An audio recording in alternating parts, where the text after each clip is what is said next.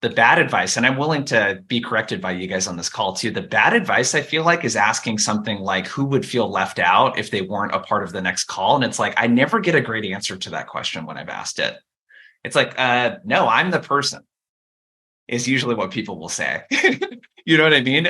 So how do you suggest approaching that conversation when we're talking about, next steps, or at some point in that call, like where we need to kind of explain and get buy-in, so to speak, and involving other people? Yeah, it's a really important question. And for those that don't know me, my hashtag is death to fluff. So I'm disarmingly blunt in my approach and how I deal with buyers, and they find it quite refreshing because I'm not playing games on things like pricing or competitors or implementation or product weakness. And this is one of those things where I just feel like walking on eggshells is the worst thing you could do possible. Because think of it like this: there's no such thing as a professional buyer. They don't go to school or training or anything like that to learn how to buy. This is the one act of buying they might do that day, week, month, or year.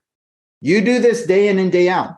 You're supposed to be talking to people like them every single day, every single week, every single month. So who's the burden on to bring the professionals into the conversation? Them or you? It's you. And buying happens in a pattern. Buying does not happen randomly.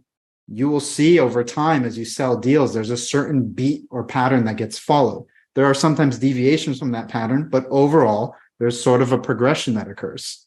So you have to inform your buyer of that progression. Here's how I've seen it work before. It works typically when we can achieve X, Y, and Z together, which will involve 1, 2, and 3. 1 and 2 from your side and 3 from mine. I want to make sure that you're comfortable bringing in 1 and 2 so that I can bring in person number 3 to make this happen. That doesn't have to be today. It's not this conversation for it, but I'm just saying, this is how I've seen it work before. What are your thoughts on that? You just bring it straight up.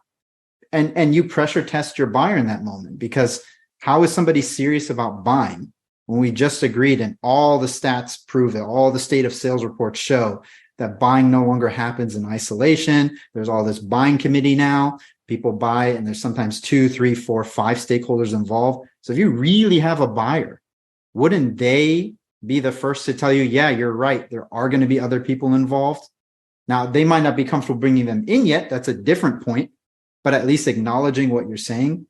So run towards that conversation. Don't shy away from it with some cheesy, who's going to feel left out nonsense. It's your job. Be the professional.